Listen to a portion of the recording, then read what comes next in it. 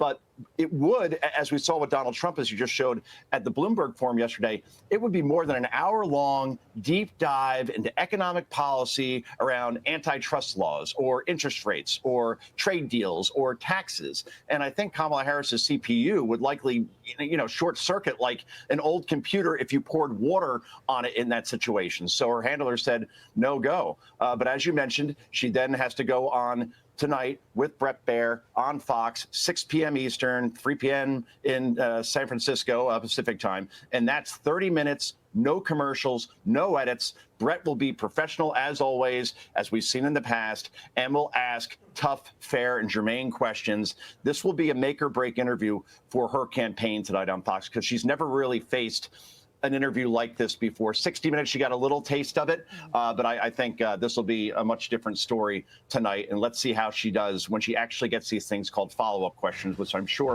But I'll say this, Todd.